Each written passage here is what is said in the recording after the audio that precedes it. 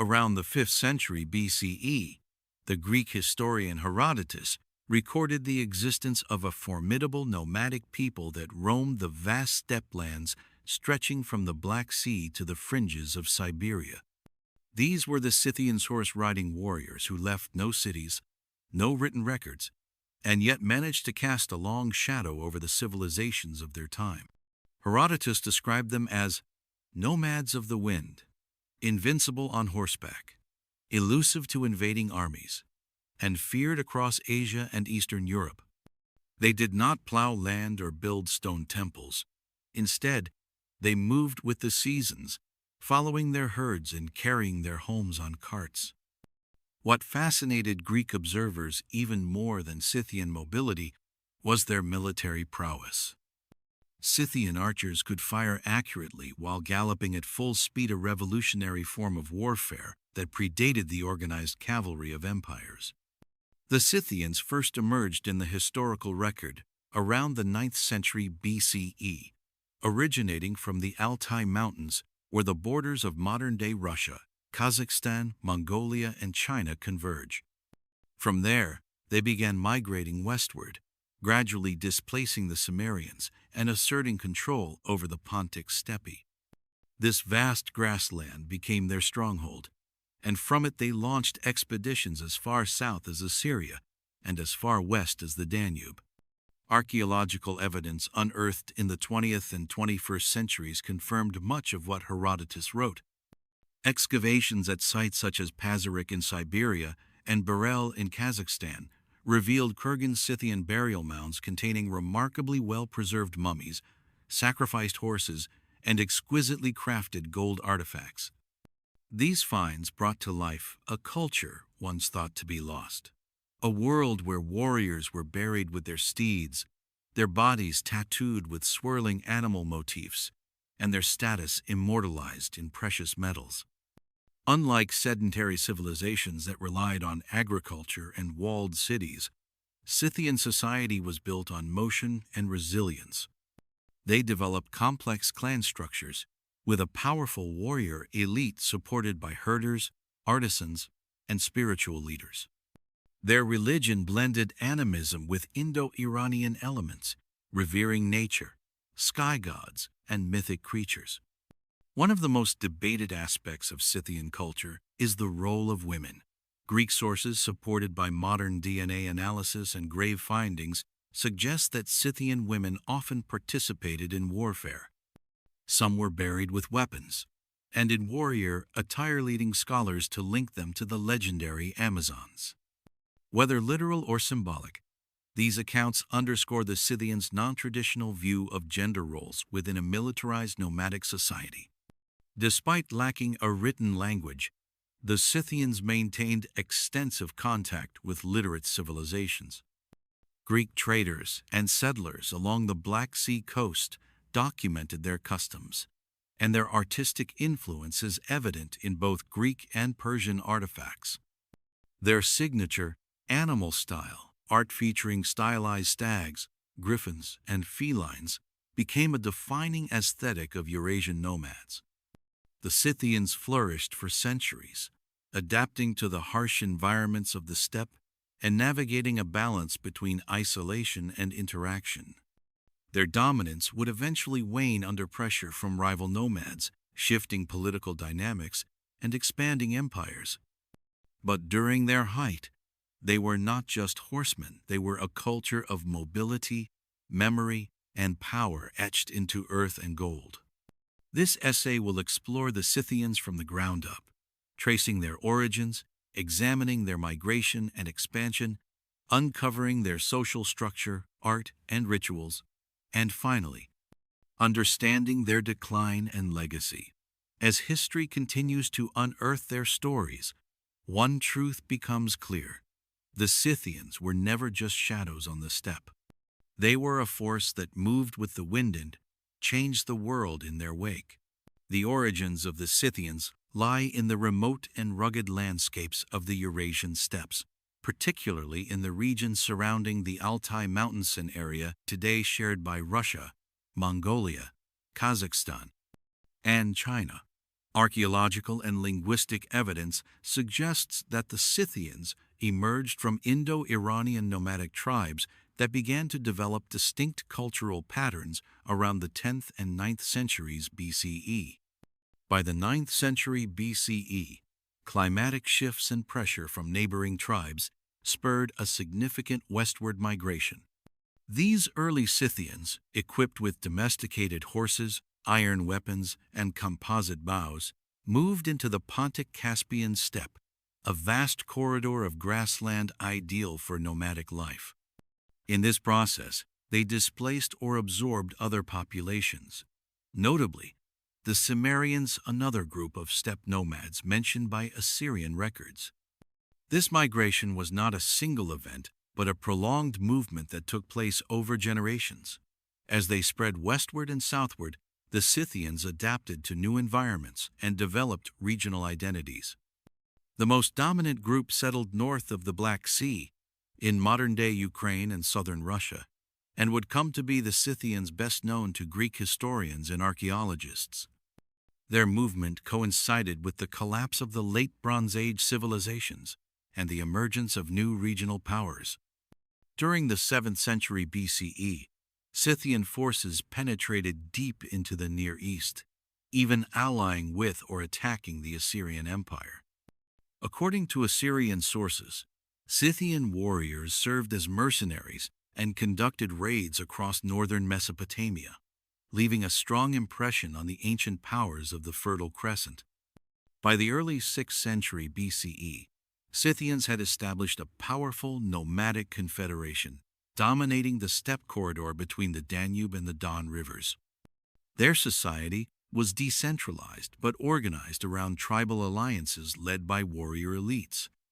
They controlled major trade routes that connected the Greek city-states of the Black Sea coast with inland Asia, allowing them access to luxury goods, artistic influences, and political leverage. At their peak, the Scythians were more than a wandering tribe. They were a geopolitical force. Their presence was so impactful that the Persian king Darius I led a massive campaign into Scythian territory around 513 BCE. Despite his military strength, Darius failed to defeat the Scythians, who used scorched earth tactics and strategic retreat to frustrate the invading Persian forces. This campaign, recorded by Herodotus, underscored both the strengths and limitations of nomadic warfare. The expansion and migration of the Scythians were not random acts of movement, but strategic adaptations to shifting political landscapes and environmental realities.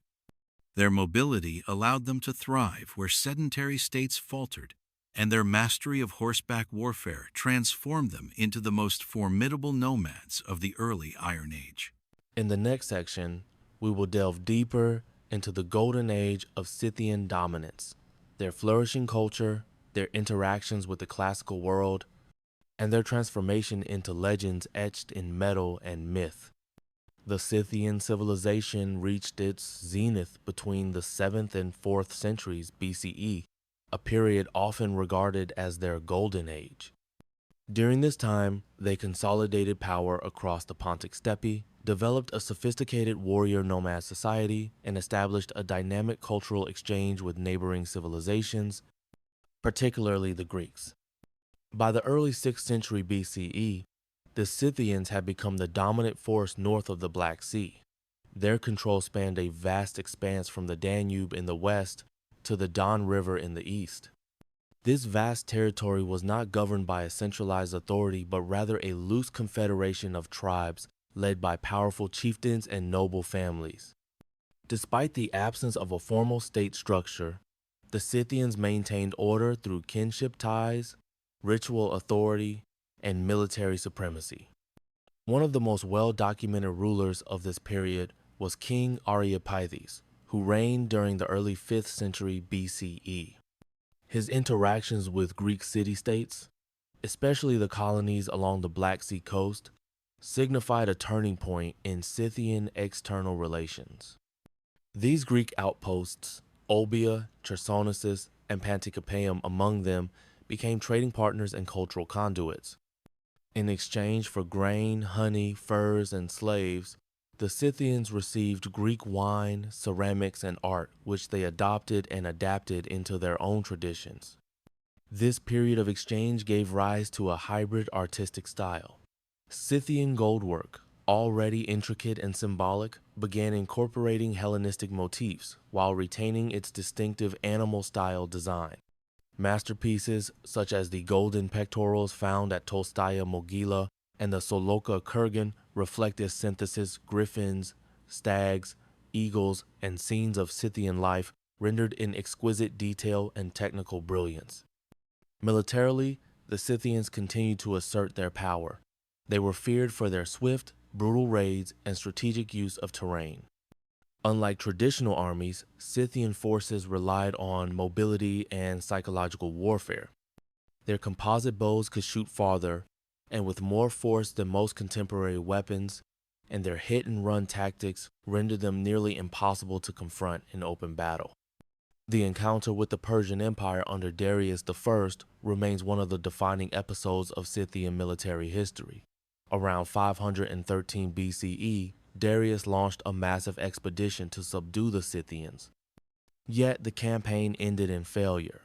The Scythians avoided direct confrontation, destroying pasture lands and retreating deeper into the steppe, effectively neutralizing the Persian army through starvation and exhaustion. Herodotus, chronicling this episode, emphasized the Scythians' mastery of strategic retreat and their refusal to fight on terms dictated by others. Despite their dominance, the Scythians were not immune to internal pressures. By the late 5th century BCE, their society began to stratify more sharply. Powerful aristocratic families accumulated wealth and influence, leading to growing disparities. Additionally, the increasing reliance on Greek imports may have created economic dependencies that weakened traditional nomadic self-sufficiency. Nevertheless, this era represented the height of Scythian civilization. Their reputation as warriors was unmatched. Their artistic achievements, particularly in metalwork, were admired across the ancient world, and their influence extended beyond warfare and trade into cultural and mythological domains. As the 4th century BCE progressed, new challenges would emerge. The rise of rival nomadic groups, the encroachment of settled empires, and internal fragmentation set the stage for the Scythians' gradual decline. But during their golden age, they stood as one of the most remarkable and resilient powers of the ancient Eurasian steppe civilization, without cities, but not without greatness. The social organization of the Scythians was as flexible and mobile as their way of life. Unlike sedentary civilizations built around cities, bureaucracy, and rigid hierarchies, Scythian society functioned through tribal cohesion, family networks, and a shared warrior ethos. Yet, within this nomadic framework existed a surprisingly complex and stratified social structure. At the apex of Scythian society stood the warrior aristocracy. These were the noble clans whose wealth derived from control of herds, trade routes, and, in some cases, tributes from subjugated peoples. Their status was marked not by palaces or temples, but by elaborate burial mound skurgens filled with gold, weapons, and personal effects. Many of these aristocrats were buried alongside their horses and retainers, underscoring the significance of loyalty, wealth, and martial honor in Scythian culture. Below the nobility were the common tribespeople herders, hunters, craftsmen, and lesser warriors. These individuals formed the backbone of Scythian life, maintaining livestock, producing goods, and supporting the military efforts of the elite. While their graves were less elaborate, archaeological evidence suggests that even non-aristocratic Scythians possessed finely crafted tools and personal items, indicating a generally high level of material culture for a nomadic people. An especially notable aspect of Scythian society was the presence of warrior women. Herodotus wrote of women who hunted and fought alongside men, and modern archaeological discoveries have confirmed that many women were buried with weapons and in combat attire. One such example is the Issyk burial in Kazakhstan, where a young female warrior was interred with a full set of armor and ornaments. These findings suggest a degree of gender fluidity in roles, particularly in the upper tiers of society, and challenge classical assumptions about gender in the ancient world. Religious specialists also held an important place in Scythian social structure. Known as the Inare, some of these priests were men who assumed feminine attire and roles. Herodotus recorded that the Inare were believed to possess prophetic powers and served as intermediaries between the people and the divine. Their existence reflects the spiritual complexity of Scythian belief systems and a recognition of gender-diverse roles within a ritual context. Economically, the Scythians were primarily pastoralists. Their wealth lay in vast herds of horses, cattle, and sheep. Horses, in particular, were both a currency and a cornerstone of cultural identity. Some Scythian groups also practiced limited agriculture, especially in more settled areas near the Black Sea. In addition, they engaged in extensive trade exchanging animal products, slaves, and furs for luxury goods from Greek and Persian merchants. Slavery existed in Scythian society, although it was likely less institutionalized than in urbanized empires. Captives taken in raids were often sold or used as laborers. However, in the absence of large-scale agriculture or construction projects, the scale and role of slavery remained limited. Social mobility in Scythian society was possible, particularly through martial achievement. A common herder could rise in status through acts of bravery or success in battle, earning gifts, followers, and even the right to participate in elite rituals. Nonetheless, noble lineage remained a powerful determinant of prestige, especially visible in funerary customs and artistic patronage. At its core, Scythian society was built around a shared identity of movement, autonomy, and martial prowess. Their social order reflected the demands of a nomadic life, flexible but hierarchical, egalitarian in hardship, yet stratified in wealth and ritual.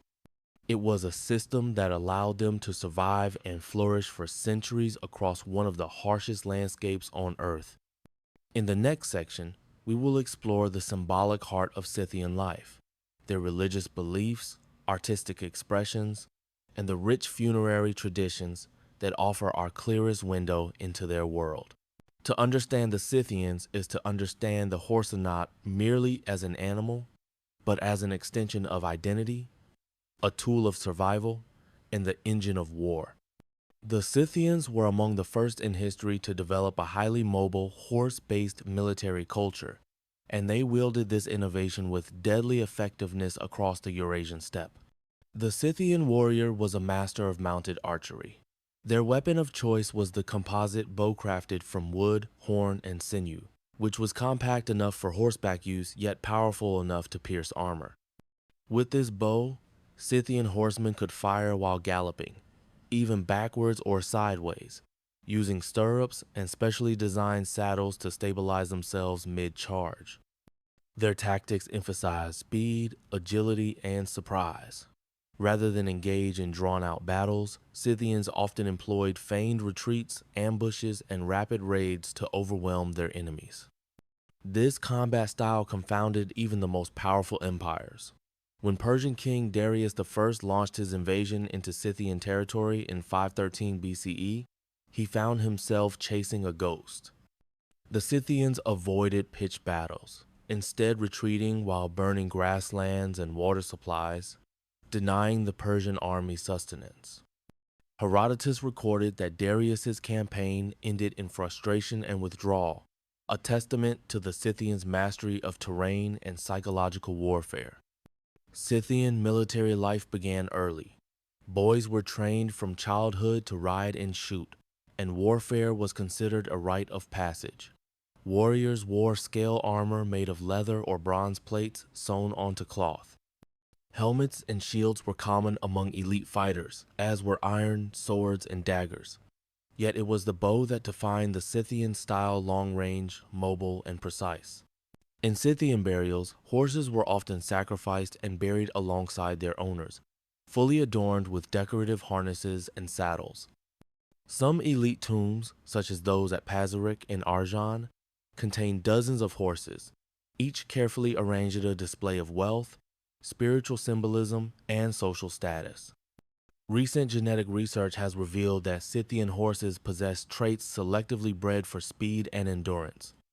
These findings suggest an advanced understanding of animal husbandry and may explain why Scythian cavalry was so effective over vast distances and varied terrain. The selective breeding also left a legacy in modern horse breeds, particularly among Central Asian and Eastern European stock. The Scythians also utilized chariots in ritual contexts, though they were largely phased out in warfare in favor of faster, more flexible cavalry units. Chariots were often found in burial mounds, possibly symbolizing prestige or spiritual journeying rather than battlefield use. Warfare among the Scythians was not merely political, it was deeply cultural and even spiritual. They took pride in collecting enemy scalps and heads, which were sometimes displayed as trophies or converted into drinking vessels. Such practices, while brutal to modern sensibilities, were ritualistic and served as markers of valor and legitimacy within their society. Through war, the Scythians expanded their influence, defended their nomadic territories, and reinforced internal hierarchies. But more than that, warfare was interwoven with their identity. It was how they related to the land, to each other, and to the divine. For the Scythians, to ride, to fight, and to conquer was not simply to live, it was to fulfill their place in the world. In the next section, we will examine the spiritual dimensions of Scythian culture, their gods, rituals, artistic legacy, and the remarkable burial customs that preserved their way of life across millennia. Though the Scythians left no written texts of their own, their spirituality and worldview survived through archaeology, oral traditions, and the accounts of foreign observers, particularly Herodotus. Their religion, like their way of life, was deeply rooted in nature, movement, and the cycle of life and death. It was a belief system as fluid as the steppe winds, yet structured around powerful rituals and sacred symbols. Scythian cosmology centered on a pantheon of deities linked to the forces of the sky, earth, fire, and war. According to Herodotus, the chief god of the Scythians was a deity he equated with the Greek god, Arisa, war god, worshipped through offerings of weapons and, in some cases, human sacrifice. Other deities, including Tabidi, goddess of the hearth, Api, the earth, and Argempasa, associated with fertility and possibly equated with the Greek Aphrodite, reflect a complex theology with Indo-Iranian roots. Religious rituals were often conducted in the open, using sacred spaces marked by fire pits, standing stones, or shrines. The Scythians had no temples or permanent sanctuaries. Instead, religious practice was intimately tied to the rhythms of the natural world and the mobility of the tribe. Divination, particularly through the manipulation of willow rods or animal entrails, played a crucial role in decision-making, especially in times of war or succession. One of the most unique features of Scythian spirituality was the role of the Inari transvestite or androgynous priests, who were believed to possess prophetic powers. Herodotus noted that the Inari were men who adopted feminine clothing and behavior, and they were revered as intermediaries between the spiritual and material worlds. Their presence suggests a culture that, while deeply martial, recognized a broader spectrum of spiritual authority.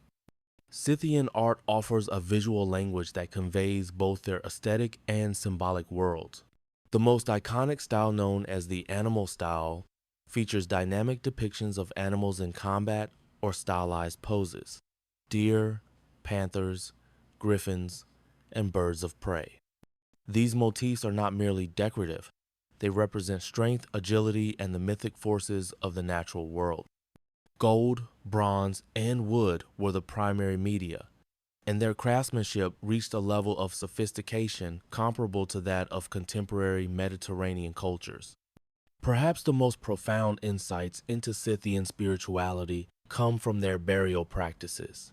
The Kurgan's burial mounds spread across the steppe serve as monumental tributes to the Scythian way of life.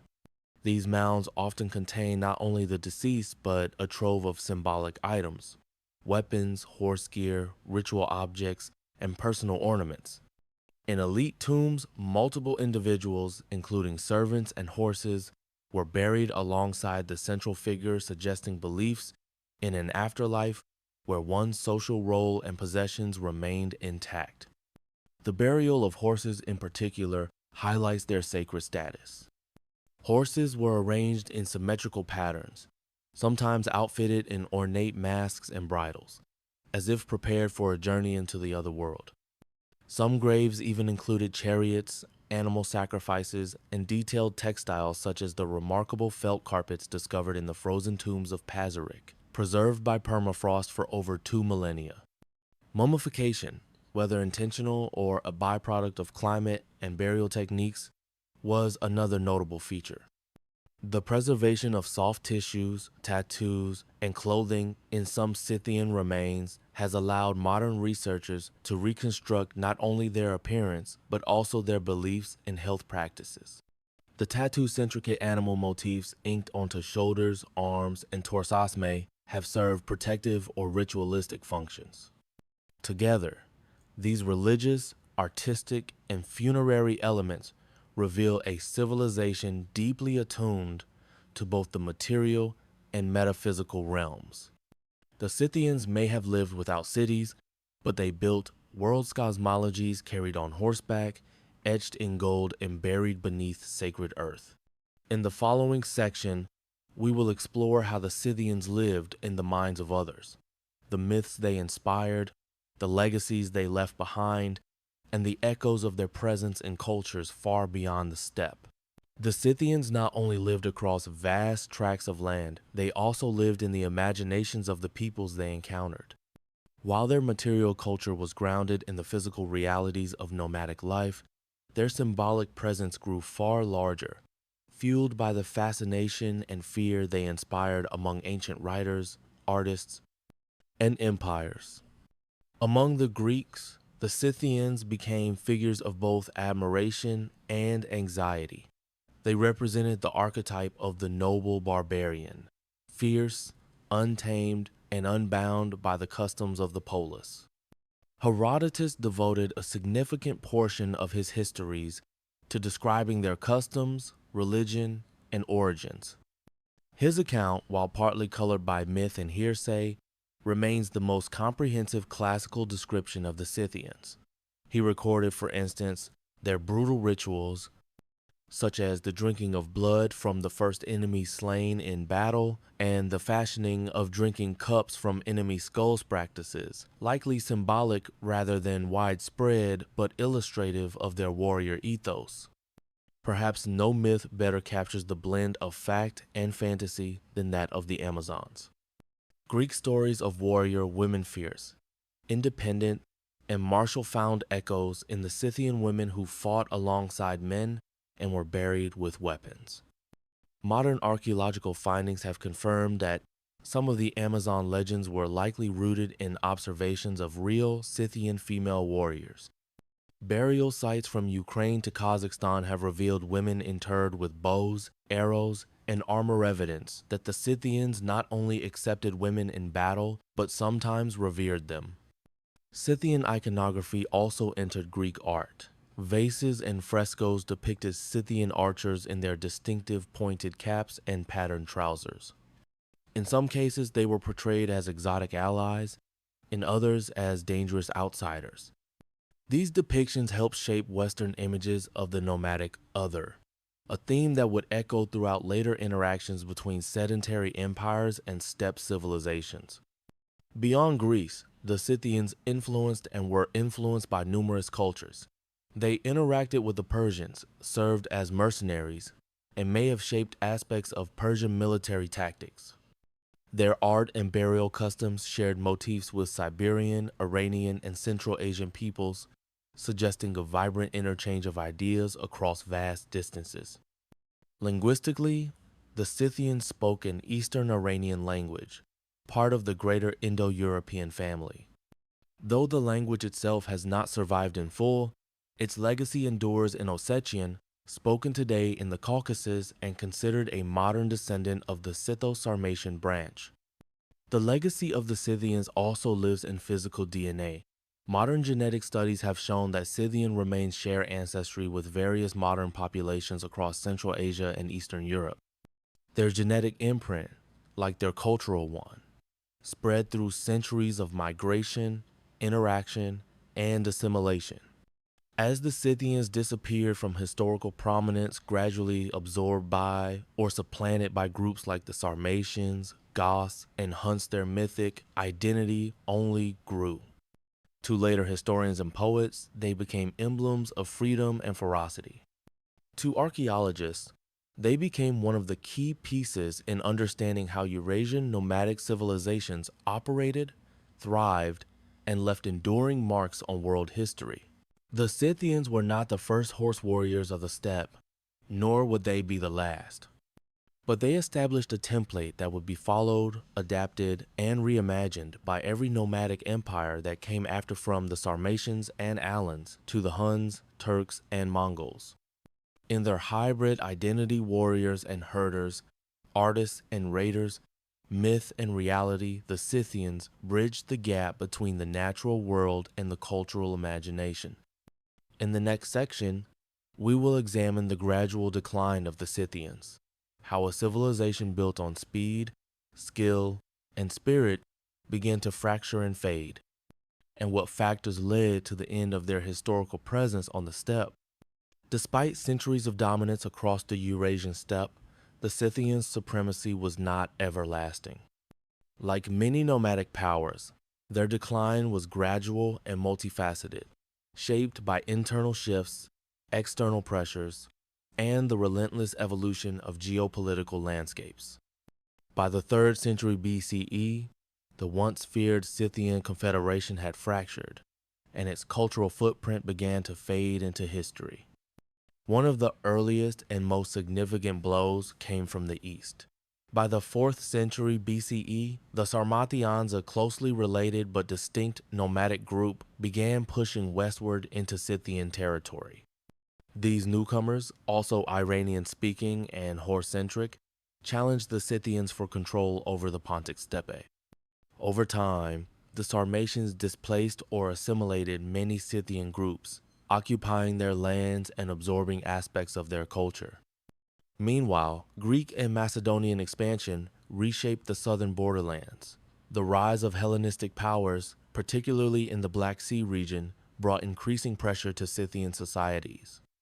While the Scythians had once benefited from trade and cultural exchange with Greek colonies, this relationship shifted as Greek-influenced urban centers, such as the Bosporan Kingdom, gained political and economic dominance.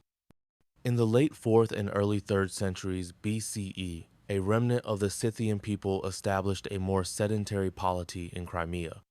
Known as the Late Scythians, this group adopted elements of urban life, constructing fortified settlements and participating in regional trade.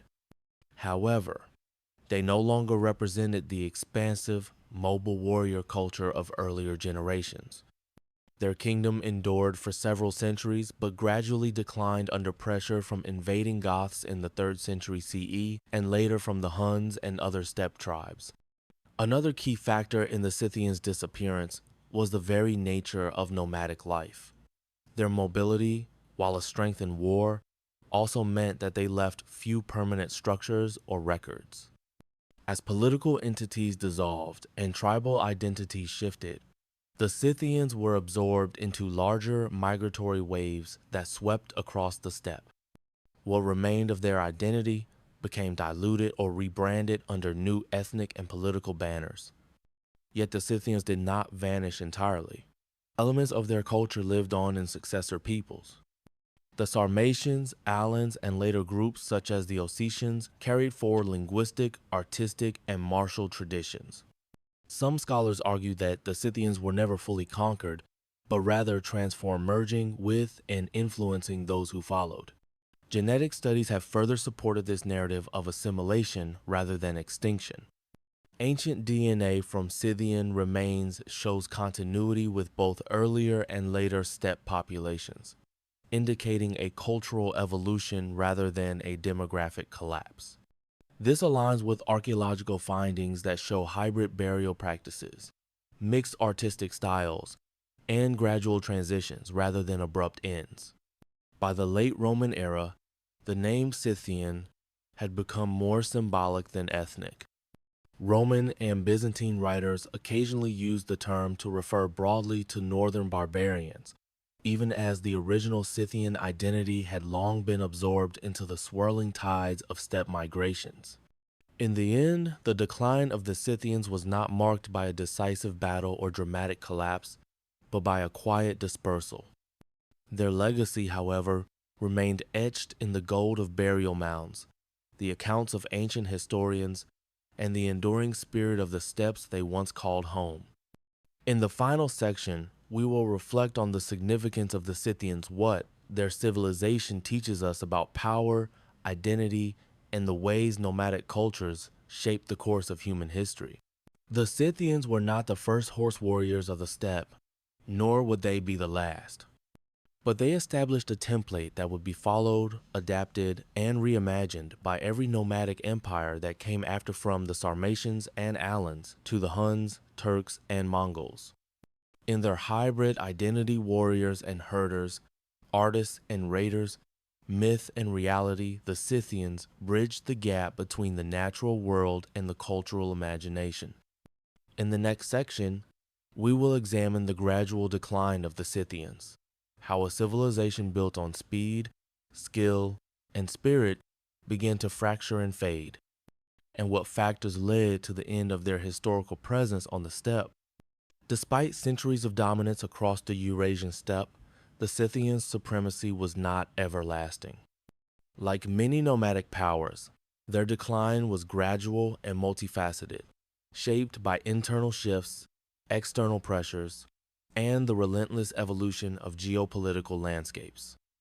By the 3rd century BCE, the once feared Scythian confederation had fractured, and its cultural footprint began to fade into history. One of the earliest and most significant blows came from the east. By the 4th century BCE, the Sarmatians, a closely related but distinct nomadic group, began pushing westward into Scythian territory. These newcomers, also Iranian-speaking and horse-centric, challenged the Scythians for control over the Pontic steppe. Over time, the Sarmatians displaced or assimilated many Scythian groups, occupying their lands and absorbing aspects of their culture. Meanwhile, Greek and Macedonian expansion reshaped the southern borderlands. The rise of Hellenistic powers, particularly in the Black Sea region, brought increasing pressure to Scythian societies. While the Scythians had once benefited from trade and cultural exchange with Greek colonies, this relationship shifted as Greek-influenced urban centers, such as the Bosporan Kingdom, gained political and economic dominance. In the late 4th and early 3rd centuries BCE, a remnant of the Scythian people established a more sedentary polity in Crimea. Known as the Late Scythians, this group adopted elements of urban life, constructing fortified settlements and participating in regional trade. However, they no longer represented the expansive, mobile warrior culture of earlier generations. Their kingdom endured for several centuries, but gradually declined under pressure from invading Goths in the 3rd century CE and later from the Huns and other steppe tribes. Another key factor in the Scythians' disappearance was the very nature of nomadic life. Their mobility, while a strength in war, also meant that they left few permanent structures or records. As political entities dissolved and tribal identities shifted, the Scythians were absorbed into larger migratory waves that swept across the steppe. What remained of their identity became diluted or rebranded under new ethnic and political banners. Yet the Scythians did not vanish entirely. Elements of their culture lived on in successor peoples. The Sarmatians, Alans, and later groups such as the Ossetians carried forward linguistic, artistic, and martial traditions. Some scholars argue that the Scythians were never fully conquered, but rather transformed, merging with and influencing those who followed. Genetic studies have further supported this narrative of assimilation rather than extinction. Ancient DNA from Scythian remains shows continuity with both earlier and later steppe populations, indicating a cultural evolution rather than a demographic collapse. This aligns with archaeological findings that show hybrid burial practices, mixed artistic styles, and gradual transitions rather than abrupt ends. By the late Roman era, the name Scythian had become more symbolic than ethnic. Roman and Byzantine writers occasionally used the term to refer broadly to northern barbarians, even as the original Scythian identity had long been absorbed into the swirling tides of steppe migrations. In the end, the decline of the Scythians was not marked by a decisive battle or dramatic collapse, but by a quiet dispersal. Their legacy, however, remained etched in the gold of burial mounds, the accounts of ancient historians, and the enduring spirit of the steppes they once called home. In the final section, we will reflect on the significance of the Scythians, what their civilization teaches us about power, identity, and the ways nomadic cultures shape the course of human history. In the vast, frostbitten heart of southern Siberia, where the land rolls endlessly beneath a sky of pale stela, culture stirred that would one day be remembered not for its cities or scripts, but for its unparalleled mastery of the horse and the wind. Long before empires rose and fell across Europe and Asia, the first Scythians were forging their world in silence and snow. It was the 9th century BCE when the earliest signs of these enigmatic people emerged. Their presence would be etched not into stone monuments or scrolls, but into the earth itself in massive burial mounds called kurgans. One of the most compelling of these is the Tunug I site in Tuva, near the modern border of Russia and Mongolia. What lay beneath its layers of earth would reshape our understanding of Eurasian prehistory. When archaeologists began to excavate Tunug I, they uncovered more than bones, they uncovered a worldview. At the center of the mound was the body of a noble, buried with ceremonial garments, bronze weapons, gold ornaments, and most strikingly surrounded by the remains of no fewer than 18 horses. These animals were not discarded corpses. They had been carefully arranged, adorned, and sacrificed, a solemn procession frozen in time. Their harnesses still clung to them. Their presence spoke of loyalty, status, and the sacred bond between human and horse. In death, as in life, the Scythian was never without his steed. This ritual was not unique. Across the Siberian and Kazakh steppes, similar kurgans rise from the earth like the backs of buried giants. These were not casual burials. They were declaration statements of rank, cosmology, and continuity. Each was constructed with precision. Wooden chambers lined with stones, layers of textiles, furs, and offerings stacked with reverence. The dead, it seems, were not meant to rest, but to ride into the afterlife with dignity. What these graves whisper of is a people already mature in their belief system. Though lacking written language, the Scythians told their stories through what they buried: weapons for protection, food and tools for survival, art for identity. Even in death, the Scythian remained in motion. The geography of their homeland helped forge their culture. Nestled between the Altai and Scythian mountains, the steppes offered a brutal school of survival. Winters were punishing, summers fleeting, and predators both human and wild ever present. To thrive here meant to move, to ride, to live light and swift. The horse was not merely a tool, it was an extension of the Scythian body, a creature bred for speed, endurance, and war. But it wasn't just pragmatism that shaped the Scythians, it was their sense of the spiritual. Their artistic expressions, especially those found in early burial goods, show a fascination with animals both real and mythical. Stylized deer leapt across gold plaques. Birds of prey flared their wings across textiles. Snow leopards and beasts with twisted horns spiraled into abstract forms. This animal-style art, now synonymous with Scythian culture, conveyed more than beauty, it conveyed meaning. Each creature carried symbolic weight, strength, freedom, ferocity, resurrection. Later, in the Paseric burials dating to the 5th-3rd century BCE but culturally linked, archaeologists found mummies tattooed with similar animal motifs. These swirling, precise tattoos weren't random. They mirrored the art of grave goods, suggesting a unified belief system that linked body, art, and afterlife. Even in flesh, the Scythians bore their cosmology. And they were not alone. Though remote, the steppes of southern Siberia were crossroads of cultures.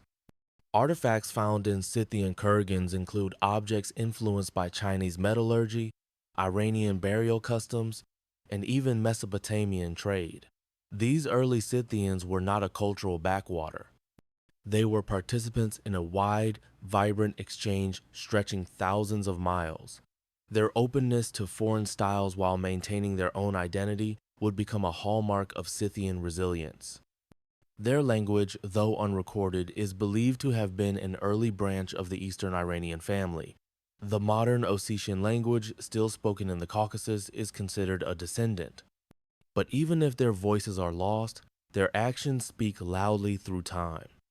Why did they leave their Siberian homeland? Historians suggest several possibilities.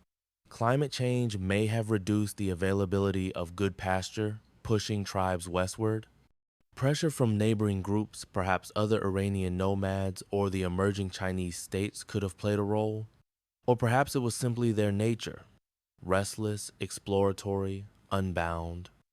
By the 8th century BCE, these wind riders were moving west, following rivers and grazing lands into what is now Kazakhstan, southern Russia, and Ukraine. Along the way, they would reshape landscapes, cultures, and history itself.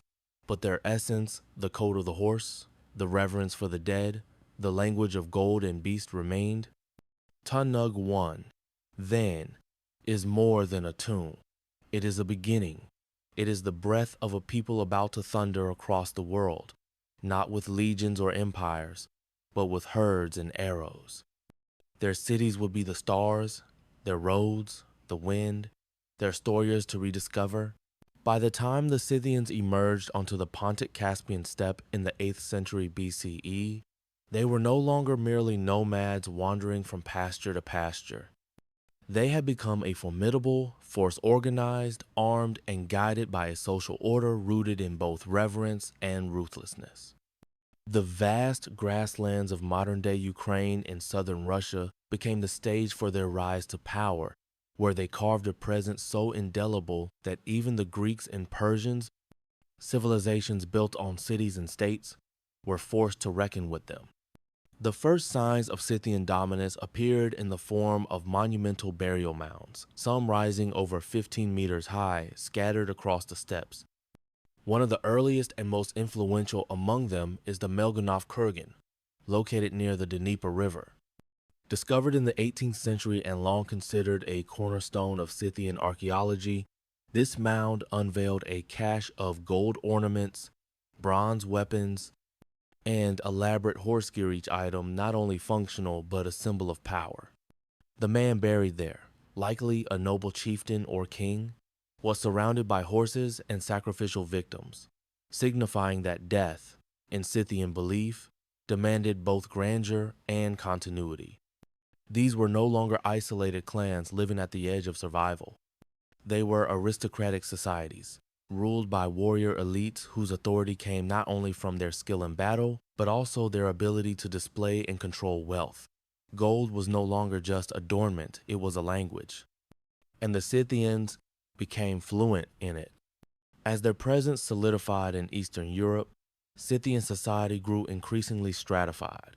At the top were the royal Scythians, a dominant class that maintained control over alliances of smaller tribes. These royals led both military campaigns and diplomatic exchanges. Their legitimacy rested on divine favor, displayed in the splendor of their burials and the respect commanded by their steeds. Beneath them were the lesser nobles, warriors, herdsmen, and artisans who upheld the structure of a society always on the move, but never without order. Trade routes developed swiftly. Scythians were uniquely positioned between the Mediterranean world and the riches of Asia. They served as intermediaries, moving furs, slaves, and grain from the interior toward Greek colonies along the Black Sea, Olbia, Chersonesus, and Pantikapaeum. In return, they received amphorae of wine, finely crafted ceramics, and luxury items which they integrated into their own cultural practices. This contact didn't merely introduce goods, it also brought ideas. Greek artisans began to craft items specifically for Scythian patrons.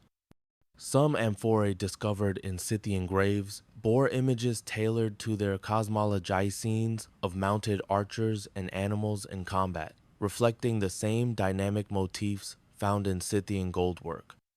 The Greeks, impressed by these nomads, often portrayed them in their literature with a mix of awe, confusion, and respect. Herodotus described the Scythians as fierce, elusive, and nearly impossible to conquer tribes who drank the blood of their enemies, made cloaks from human skin, and yet maintained a strict warrior code. Militarily, the Scythians refined their tactics into an art form. Unlike infantry-based armies of the Mediterranean, Scythian strength lay in their cavalry. They perfected the use of the composite bow from horseback, an innovation that made them swift, deadly, and unpredictable. They used feigned retreats, ambushes, and encirclement techniques to outmaneuver even the most disciplined armies. Their speed made them difficult to pin down. Their knowledge of terrain allowed them to strike and vanish like a storm. In the late 7th century BCE, Scythian warriors even pushed into the Near East, reaching the borders of the Assyrian Empire. Some records suggest they served as both mercenaries and raiders. Babylonian and Assyrian sources mention nomadic horsemen-likely Scythians who participated in regional power struggles, contributing to the eventual fall of Assyria. These encounters brought further prestige and reinforced their growing legend. Yet, the Scythians were not conquerors in the conventional sense. They did not build cities or establish permanent capitals. Their empire was one of influence, not infrastructure. They ruled through presence, through kurgans that rose like hills, through caravans that crossed vast plains, through the memory of fear and respect they instilled in settled peoples. As their power reached its zenith in the 6th and 5th centuries BCE, the Scythians formed what some historians call a mobile kingdom. It was centered around the northern Black Sea, particularly in Crimea and the Ukrainian steppe. This realm lacked fixed borders but was held together by shared language, culture, and military cooperation. When challenged, the tribes united under a royal banner. When at peace, they traded and traveled freely across thousands of miles. The burial mounds from this period became more elaborate. The Kurtamlik, kurgan, and others like it housed individuals interred with not just gold and armor, but entire processions of sacrifice attendants and animals. In these tombs, archaeologists have found gold pectorals, weapons sheathed in silk, amphorae filled with wine, and mirrors from grease objects that hint at lives lived in wealth and ceremony. The Scythians, in their golden age, were not just warriors. They were curators of a nomadic aristocracy that fused the freedom of the steppe with the splendor of empire. They stood at the edge of the known world, neither fully barbarian nor fully civilized figures of paradox and power. Their rise, however, foreshadowed the inevitable tension between tradition and transformation. As contact with foreign powers grew, and as the lure of settled wealth beckoned, cracks would begin to form. But that part of the tale lies ahead. For now, the Scythians were kings not of palaces, but of pastures, not of cities, but of skies. Their empire moved with the seasons, and their legacy began to carve itself not just into the earth, but into the imagination of every people they touched. Among the many accounts left to posterity by the Greek historian Herodotus, few are as visceral and unsettling as his descriptions of Scythian war customs. He wrote of warriors who drank the blood of their first kill, who fashioned drinking cups from enemy skulls, and most disturbingly, who flayed the skin of the vanquished to craft quivers, belts, and cloaks. For centuries, scholars debated the truth of these claims. Were they historical fact or Greek exaggeration, a projection of barbarism upon the unknown? Modern archaeology has given us an answer. In the 21st century, excavations at Scythian burial sites in Ukraine and southern Russia revealed preserved human skin fragments within the lining of quivers, confirming that, at least in some cases, Herodotus was right. But to understand this practice, one must first understand the Scythian worldview. The steppe was not merely a landscape of movement, it was a crucible of honor, memory, and vengeance. In such a world, death in battle was not only expected but essential. To fall with weapon in hand was to ascend with dignity. To die without having proved one's mettle could doom a spirit to wander, forgotten. To take the skin of a fallen foe was not solely an act of cruelty. It was symbolic, visceral reminder of victory, a mark of dominance, and, in many ways, a spiritual transaction. The Scythians believed that power could be taken from the slain, and that memory lived in flesh. To wear a piece of an enemy was to claim that memory, to bind it into one's own story.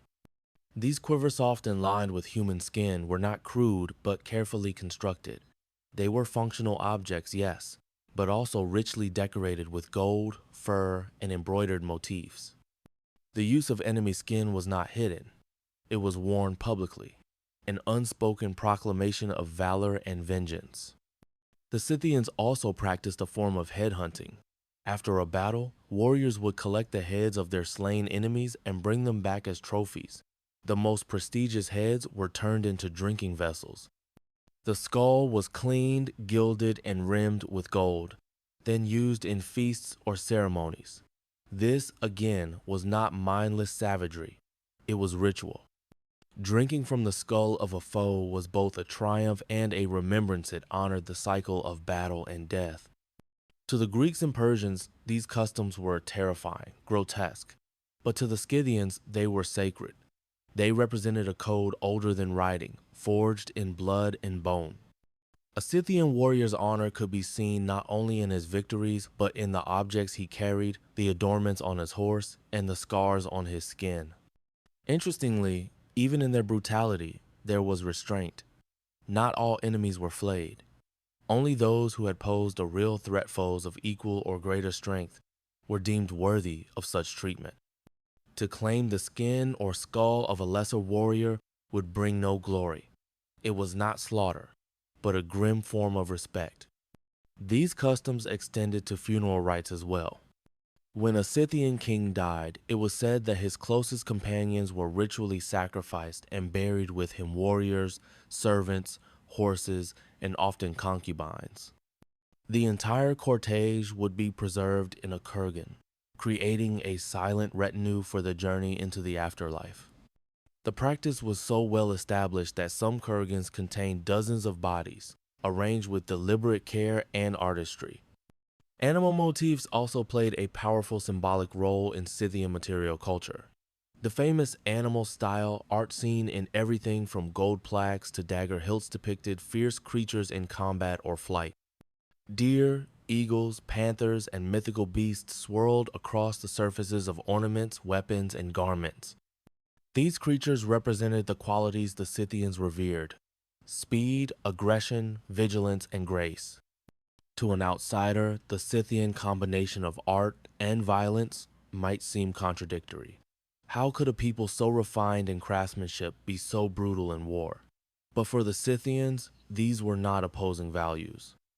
Their artistry was an extension of their worldview of visual language that celebrated strength, vitality, and the eternal dance between predator and prey.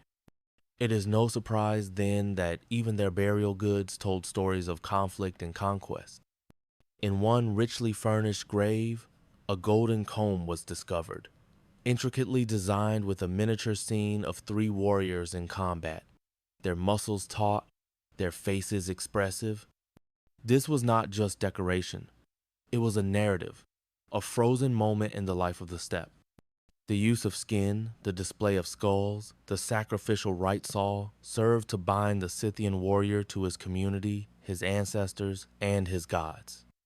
It was a culture in which death was ever present, but never meaningless. Each act of violence, each ritual of mourning, each crafted symbol spoke of continuity of the living carrying the legacy of the dead.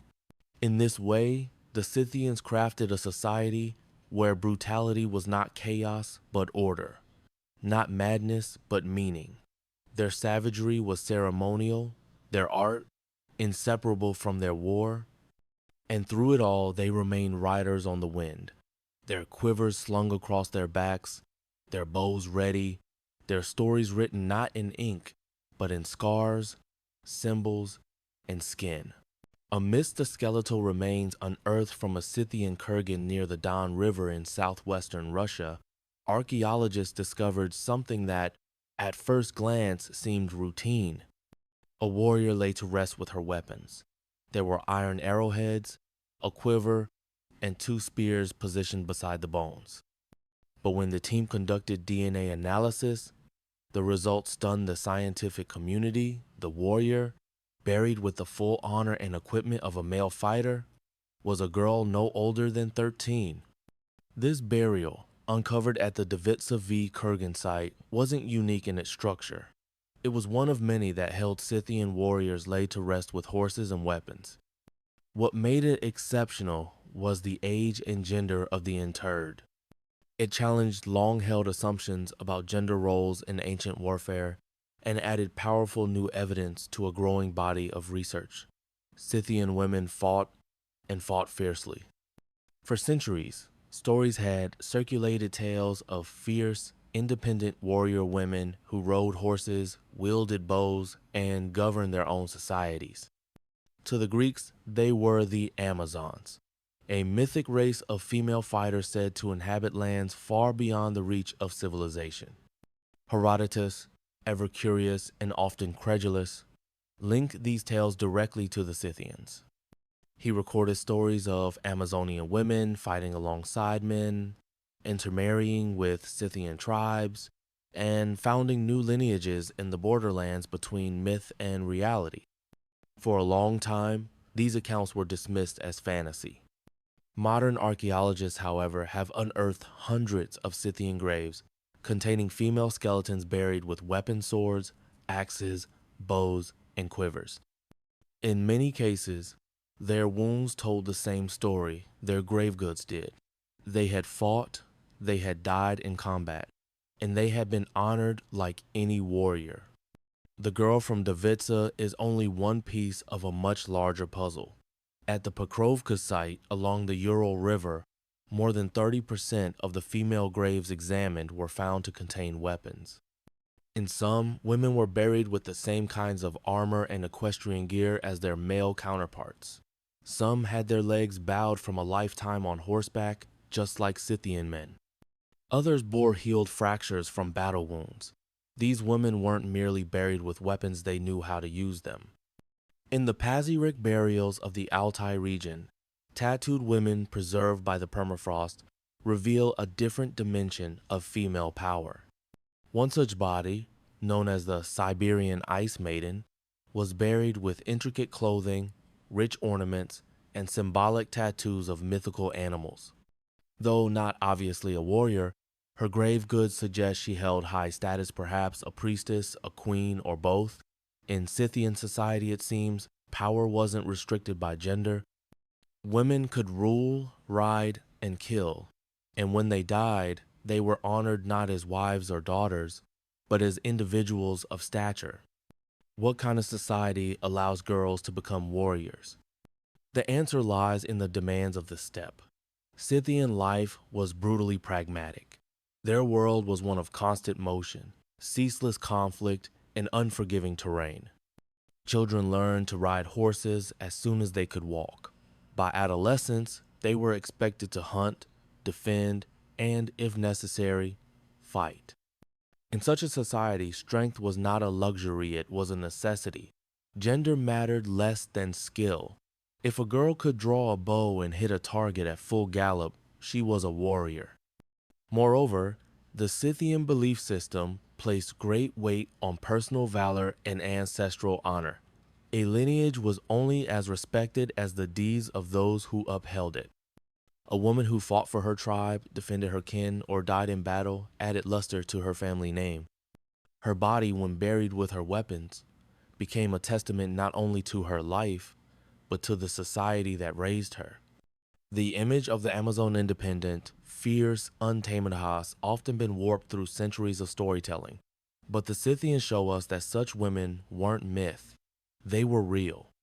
They lived in the wind, drew blood in battle, and carried on traditions just as ancient and respected as those of their male peers. It's no wonder that the Greek imagination was captivated. To them, the idea of women who rejected domestic roles, who chose war over weaving, was both thrilling and terrifying. In their myths, Amazons were often defeated by male heroes, perhaps to soothe the cultural anxieties they inspired. But on the steppes, these women didn't need to be tamed or rescued. They stood their ground, bow in hand, as equals. The young girl buried at Devitsa never reached adulthood, but in her grave, she rests like a queen. Her weapons lie beside her. Her bones tell us she lived on horseback. Her quiver whispers of battles she may have fought or was ready to fight, and her burial tells us everything we need to know about how her people saw her, not as a child, not as a novelty, but as a warrior. In remembering her, and the many like her, we rediscover a truth long buried beneath centuries of myth and misinterpretation, that courage knows no gender and greatness no age. On the steppes, all were riders, and all could rise. Deep within the grasslands of the Eurasian steppe, where the wind never rests and the stars seem to hang lower in the sky, the Scythians performed a rite that baffled and intrigued ancient chroniclers. Herodotus, the Greek historian who traveled through the Black Sea colonies in the 5th century BCE, described it with a mix of awe and disbelief. The Scythians, after a funeral, would build a tent-like structure, place red-hot stones inside, and then throw cannabis seeds onto the embers. As the fragrant smoke thickened, they would howl and shout, intoxicated not by wine, but by spirit and smoke. For centuries, this account was doubted. Many believed it to be an exotic Eurasian exaggeration from a Greek author trying to describe the barbaric other. But modern archaeology, once again, vindicated Herodotus. In 2013, a burial mound in southern Siberia yielded vessels that still held charred cannabis seeds and traces of residue. Wooden braziers were found near the bodies, alongside leather pouches containing what could only be described as early pipes. The evidence was unambiguous. The Scythians had not only used cannabis, they had ritualized it. But why? To understand this, one must grasp the Scythian view of death. Death was not an end, it was a passage. The kurgans they constructed were not graves, but gateways. They buried the dead with their horses, weapons, tools, and ornaments, because they believed the soul continued its journey beyond the mortal world. In this context, the cannabis smoke was not merely a recreational drug, it was a medium between worlds. The ritual took place after the physical burial. The tribe would construct a sweat lodge-like structure, usually with felt or woolen coverings. Inside, stones were heated over fire, then brought into the tent's center. The dried cannabis was thrown onto these stones, creating thick, aromatic clouds. Participants, now enveloped in smoke, would shout and chant possibly to awaken spirits, to enter a trance, or to drive away evil forces clinging to the deceased. The effects of cannabis would have induced altered states of consciousness, heightened emotions, visions, euphoria. This wasn't just mourning, It was communion. The boundary between life and death thinned, and the living could, perhaps, speak with the departed. Importantly, this rite wasn't limited to warriors or nobles. Braziers and cannabis seeds have been found in both elite and modest graves, suggesting that the ritual was widespread. It was part of the spiritual life of the Scythians, just as significant as horse sacrifice or burial art. Some scholars suggest that these ceremonies also served communal purposes. The Scythians, scattered across vast territories, had few fixed temples or sanctuaries. Their spirituality was mobile, like their homes. These smoke rituals may have been a way to unify tribe members, to mark the end of one life and the rebonding of those who remained. In many ways, this practice echoes traditions from other nomadic and shamanic cultures. Across Central Asia and Siberia, similar rites using smoke, sound, and trance have been documented. The Scythians may have been early practitioners of such traditions, their cannabis rites a precursor to later shamanic ceremonies that persisted through Turkic and Mongolic cultures.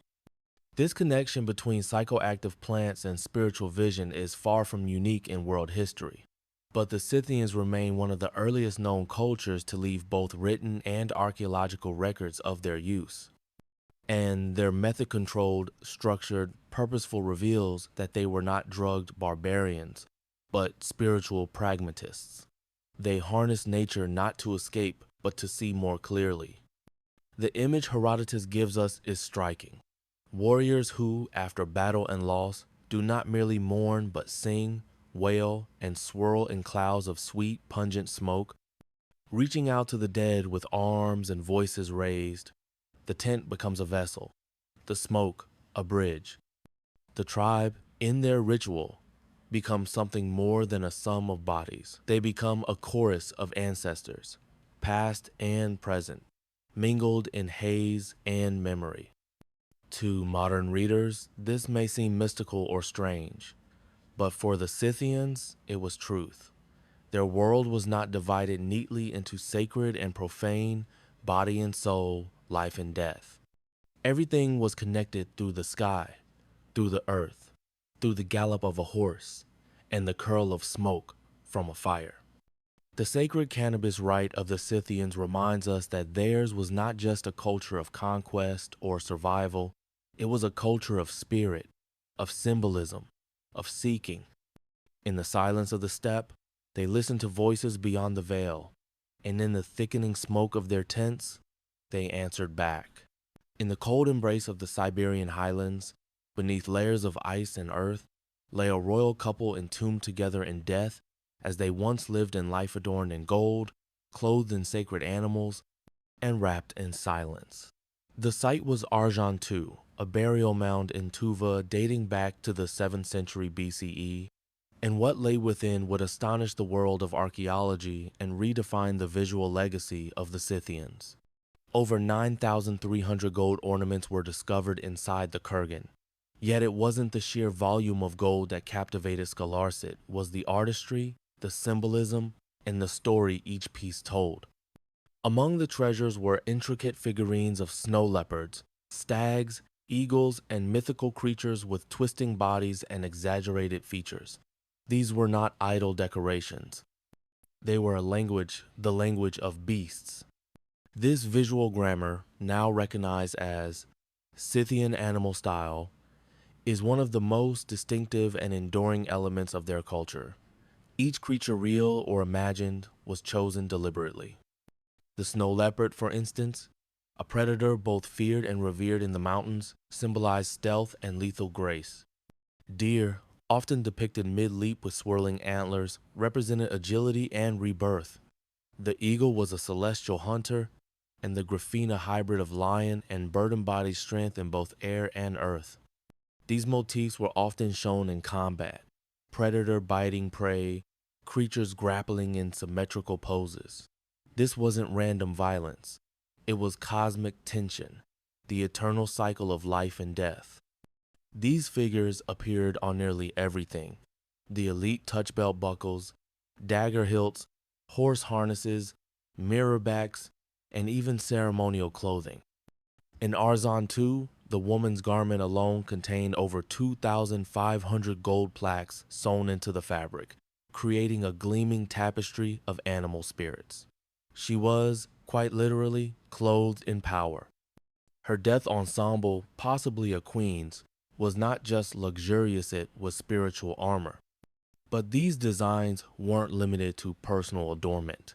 Horses, too, were decorated with gold and felt masks shaped like deer and birds, as if the animal and its spirit ally became one.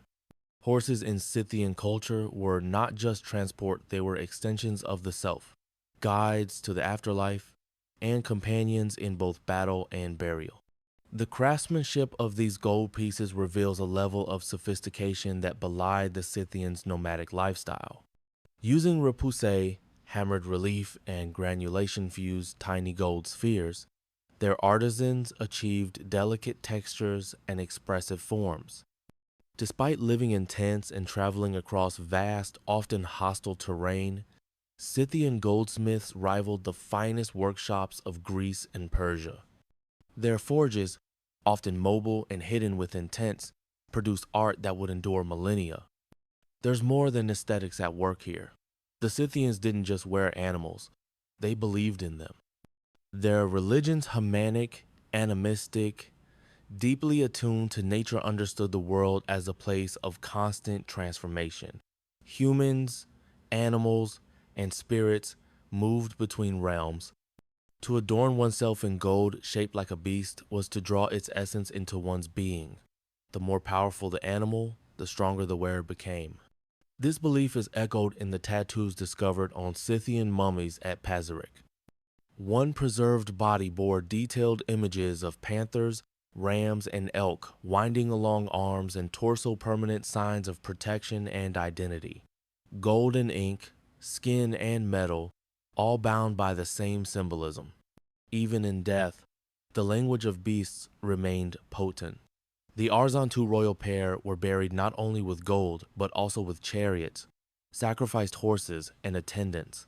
These additions created an entire world in miniature vision of their status, their beliefs, and their hopes for eternity. The mound was a microcosm of the Scythian cosmos, structured in layers: earth above, spirit below, the soul riding between. Scholars now interpret Scythian animal art as a visual cosmology. The creatures often align with the three-tiered world common in nomadic Eurasian belief systems. The upper world, sky beings like eagles and griffins; the middle world, land animals like deer and snow leopards; and the underworld, predatory or serpentine creatures. These were not mere decorations. They were maps. They were prayers. What is perhaps most remarkable is that this art style, despite emerging from a nomadic culture with no palaces or temples, traveled far. Scythian motifs appear from Mongolia to the Danube, influencing neighboring cultures such as the Sarmatians, Thracians, and even early Celts. It was an aesthetic of mobility, one that carried meaning across thousands of miles and dozens of generations. Today, when one looks at a Scythian gold plaquia leaping stag, a snarling panther, a twisting eagleth, emotion it stirs is immediate. These creatures do not sleep. They vibrate with tension, with purpose, with memory. They remind us that the Scythians, though they built no pyramids and wrote no books, created something just as enduring: a visual language of life and death, beauty and savagery, in which every tooth, talon, and antler tells a story. And in the frozen earth of Tuva, where gold still gleams through the frost, that story remains silent, but never still. Long before the term Silk Road was ever conceived by scholars, the windswept steppes of Central Asia were already alive with the movement of goods, ideas, and cultures. The Scythians, nomads by lifestyle, but traders by necessity, were key architects of these early transcontinental exchanges. Though they built no cities of stone, they wove a vast, invisible web of connectivity, that stretched from the yellow valleys of China to the olive-laced shores of Greece. It began with mobility. The Scythians' mastery of the horse made them faster than any caravan, more adaptable than any merchant guild. They could traverse hundreds of kilometers in days, moving alongside their herds and camps with astonishing ease. This agility allowed them not only to dominate territory, but to create mobile zones of trade, diplomacy, and cultural blending. Among the most compelling pieces of evidence for Scythian participation in early East-West trade are the traces of silk found in Scythian burial sites, particularly in the Altai Mountains. At Pazyryk and Arjan, archaeologists discovered fragments of Chinese silk buried with Scythian nobles. These textiles, dated to the 5th century BCE, predate the formal Silk Road by centuries. They were likely acquired through intermediary trade with Central Asian cultures such as the Saka or Yuezhi, showing that the Scythians were not isolated barbarians but active players in a proto-global economy. In exchange for silk and exotic goods, the Scythians traded what they had in abundance: horses, furs, amber, gold, and slaves. Their blacksmithing and leatherwork were highly prized. Even their felt products used for clothing, saddles, and yurts were of such quality that they became sought after in distant lands. Their territory functioned as a bridge between producers and consumers, their nomadic paths transforming into arteries of ancient commerce. One of the most significant clues to their trading habits comes from amphorae Greek ceramic vessels designed to carry wine and oil found in Scythian kurgans. These vessels, manufactured in Greek colonies along the Black Sea such as Olbia and Chersonesus, made their way deep into the steppes. The presence of dozens, sometimes hundreds, of these amphorae in elite Scythian burials suggests regular and robust trade. The Scythian elites had developed a taste for Greek luxuries, and in return, they offered the Greeks security, alliance, and raw materials. But it wasn't just objects that flowed, it was culture. Greek artisans began to cater to Scythian tastes, producing metalwork and ceramics with nomadic themes. Conversely, Scythian motifs began appearing in Greek art, influencing how Hellenes viewed the concept of the noble barbarian. The line between Greek and Scythian aesthetics blurred, particularly in port cities where the two worlds met. This exchange extended into diplomacy. Herodotus tells of Scythian envoys visiting Persian and Greek courts, delivering cryptic messages accompanied by tokens of war and peace. The Scythians were multilingual and multicultural, navigating complex political landscapes as deftly as they galloped through grasslands. They were not just fighters, they were negotiators, spies, and emissaries. Perhaps one of the most telling examples of Scythian presence in the wider ancient world is a small carved Traman ivory scepter, or ceremonial pin found in what is now Bulgaria. Its design is distinctly Scythian, featuring swirling animal motifs and precision inlaid metalwork. That such an object made its way into southeastern Europe suggests not only trade, but movement, settlement, and cultural blending across continents. The Scythians were also intermediaries between empires. When the Persians sought to expand northward under Darius I, they had to reckon with Scythian territory. The failed invasion of Scythia, chronicled by Herodotus, demonstrated not only Scythian military prowess, but also the strategic importance of the steppe routes. Controlling Scythia meant controlling the crossroads of Asia and Europe. But the Scythians could not be pinned down. They fought on their own terms, retreated into endless plains, and struck like lightning when least expected. Through it all, the Scythians maintained their cultural integrity. Despite the goods they imported and the peoples they encountered, they remained true to their values, mobility, autonomy, and reverence for the spirits of the land. Their burial practices changed little, even as foreign artifacts multiplied in their graves. The Scythian king still rode with his horse, his bow, and his gold-clad warriors into the afterlife. This blending of the exotic and the local, the foreign and the familiar, is what made the Scythians such effective mediators of ancient globalization. They neither vanished into the empires they encountered nor tried to build one of their own. Instead, they remained at the margins, yet always in the middle, watching, riding, and connecting worlds. Today, when we speak of the Silk Road, we often imagine caravans, deserts, and walled cities. But long before these routes were named or mapped, the Scythians had already ridden them. They had seen the mountains of the east and the seas of the west. They had tasted Greek wine, worn Chinese silk, and buried themselves in gold. And they had done it all, not from the seat of an empire, but from the saddle of a horse. They were the original global nomads carving a place for themselves not by conquest or construction, but by motion, by trade, and by the tireless wind of the steppe. On the low rolling plains of what is now southern Ukraine, beneath layers of earth and time, stood a silent sentinel to Scythian grandeur, the Chertomlik Kurgan. Rising over 20 meters high and stretching more than 80 meters in diameter, it was not merely a tomb. It was a proclamation, a mountain raised by human hands to honor a king whose power once echoed across the steppe. Excavated in the 19th century near the Dnieper River, the Chernomlik burial mound revealed one of the most spectacular royal Scythian graves ever found. Within its chambers, archaeologists uncovered a complex, multi-tiered tomb housing a male warrior, likely a king, alongside a woman, possibly a queen or consort, and several attendants. Dozens of sacrificed horses, ceremonial goods, imported amphorae, and dazzling gold artifacts surrounded them.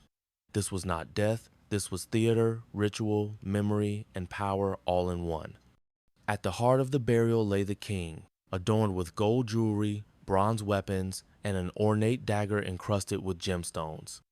But it was what surrounded him that told the deeper story. A golden diadem crafted with floral and animal motifs, bronze arrowheads in bundles, a richly embroidered cloak now reduced to traces of thread, and a mirror buried with the Wamana symbol of status and perhaps spiritual reflection. Nearby, a remarkable golden pectoral large, crescent-shaped and covered in exquisitely detailed scenes, offered a glimpse into the worldview of the Scythian elite. Animals fought and danced across its surface. Tiny figures harvested grain, herded livestock, or cradled mythical beasts. This pectoral was more than ornament. It was a cosmic map, a summary of Scythian existence, from life to death, earth to sky. Even in burial, horses played a central role. Over 30 horse skeletons were found in adjacent chambers, each once equipped with ornate tack and some with masks, designed to turn them into fantastical beasts in the afterlife. In Scythian belief, these horses would carry the soul of their master through the spirit world, a procession of power and continuity. The presence of amphorae from Greece, silks from Central Asia, and incense from Persia testified to the reach of Scythian trade and diplomacy. The king buried at Chertomlik was not just a warlord, he was a participant in the great exchanges of the ancient world. His court may have had no walls, but it had a radius that spanned continents. The grandeur of the Chertomlik burial also suggests the peak of Scythian political organization. While they never formed a centralized empire, Scythian society by the 4th century BCE had crystallized into a structured aristocracy. Royal Scythians led confederations, maintained vassalage networks, and held sway over large territories from the Danube to the Don. These burials were not just personal monuments, they were acts of political theater, asserting legitimacy and terrifying rivals. Yet, even as the Chertomlik king was laid to rest, changes were stirring. By the 4th and 3rd centuries BCE, the Scythian world began to shift. Pressure from neighboring nomadic groups, particularly the Sarmatians to the east, mounted. The Greek cities on the Black Sea coast grew more powerful and independent. Internal fragmentation eroded the cohesion of Scythian alliances. The Cherdomlik Kurgan stands as both a high point and a threshold. It marks the zenith of Scythian cultural expression when they were not only feared but admired. Their goldwork had reached levels of near-mythical refinement.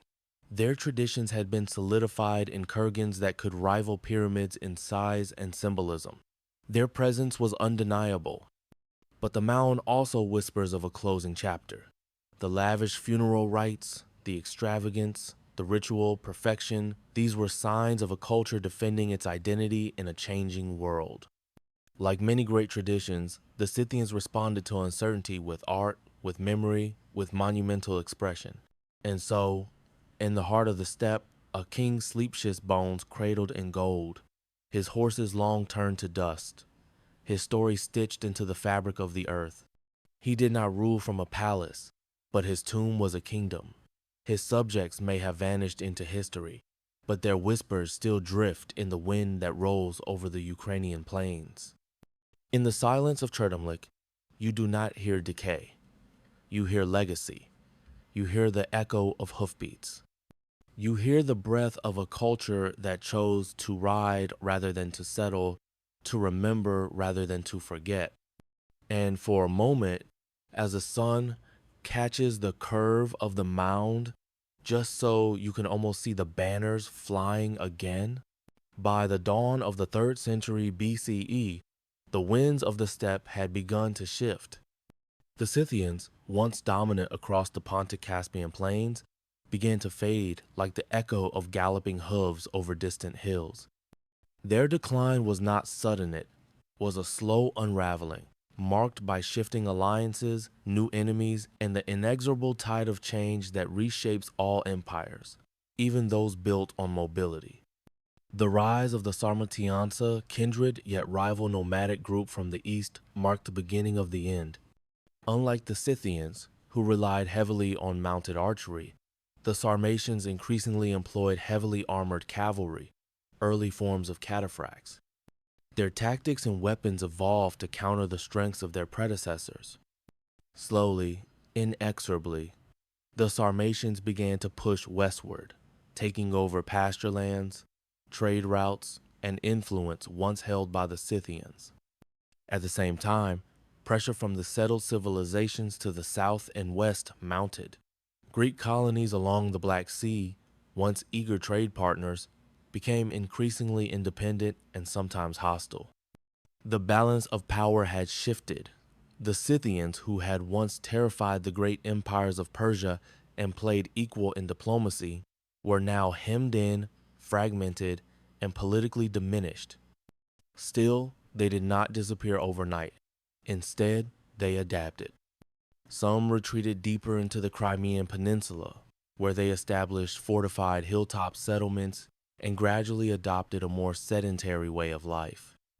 Archaeological evidence from this later period shows a hybrid culture still adorned in animal-style goldwork, still riding horses but now living in permanent dwellings, farming the land, and intermarrying with neighboring peoples. These late Scythians, as scholars call them, no longer commanded the open steppe. They were a regional power, no longer an empire. Their burials changed. Gone were the massive kurgans filled with gold and sacrificed horses. In their place appeared more modest, graph smaller, less adorned, more localized. The grandeur of death had given way to the practicality of survival. By the 2nd century CE, even these remnants began to vanish. Rome had extended its shadow over much of the Black Sea region. Germanic tribes were migrating from the north. The steppes were roiled by waves of movement Sarmatians, Alans, Hunsal leaving their mark. The Scythians, caught in the middle, were gradually absorbed, displaced, or erased. Yet, their legacy endured. In the Caucasus, the Ossetians, whose language belongs to the same Eastern Iranian family as that of the Scythians, claim ancestral ties to these ancient horsemen. Their myths, epics, and customs carry echoes of a Scythian past. In art and archaeology, the Scythian style persisted far beyond their political decline, influencing cultures from the Thracians to the Celts. The very idea of the mounted archer, the warrior who lives on horseback and draws power from speed and precision, became a defining symbol across the steppes. The Scythians were not the only ones to wield this identity, but they were among the first to define it so completely. Later, nomadic empires, the Huns, the Mongols would ride in their tracks, building upon a tradition that the Scythians had helped to invent.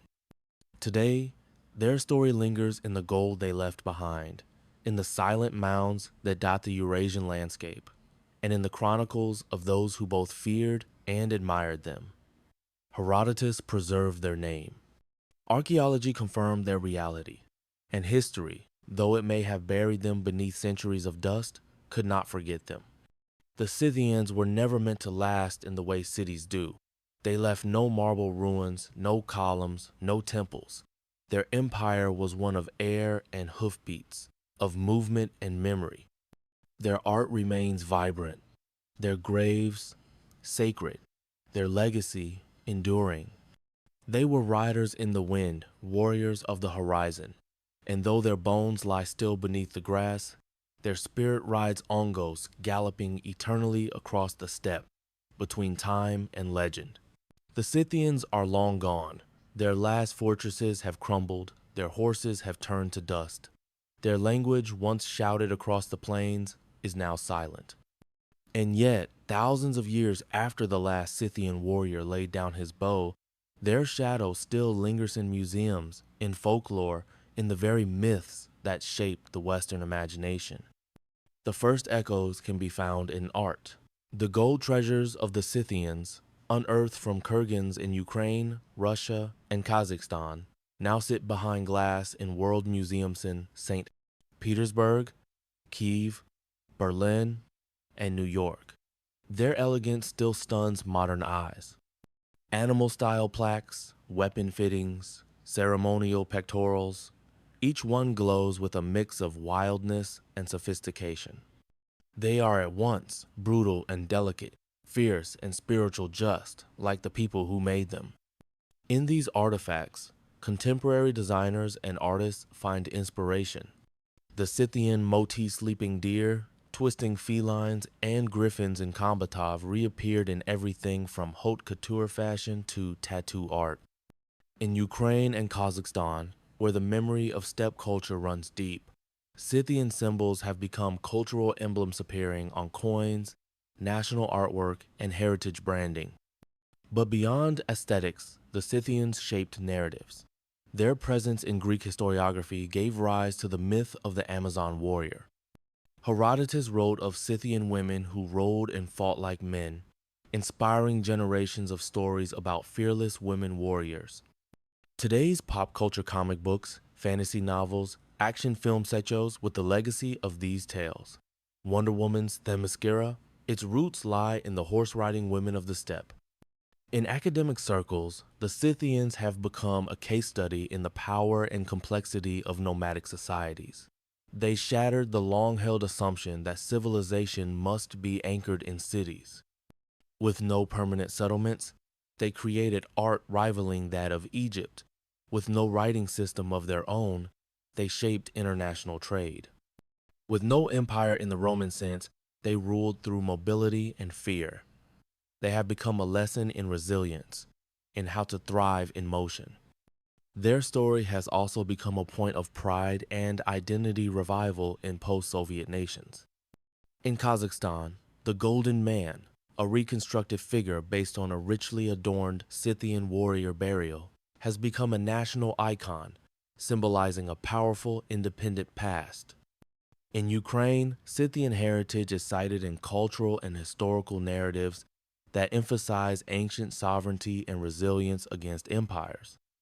Even in modern Russia, exhibitions of Scythian gold are political currency, claimed as part of a vast, multicultural historical landscape. Yet the Scythians also remain elusive, difficult to categorize, impossible to domesticate. They are not easily turned into state symbols or clear-cut ancestors. Their nomadism resists modern nationalism. Their cosmology confounds modern religion. Their legacy is powerful because it is fragmented, mysterious, and shared across borders. What do the Scythians teach us? That civilization wears many faces. That empire need not mean walls and roads. That power can lie in movement, in memory, in myth. That honor, art, and spirituality can ride together on horseback. In the wind, over the steppe, you can still feel them. In the gold unearthed from cold earth, you can still see them. In the fierce eyes of a warrior queen etched in bronze. In the howl of smoke rising from a funeral fire. In the whisper of hooves across the plain, they are not gone. They are simply riding elsewhere.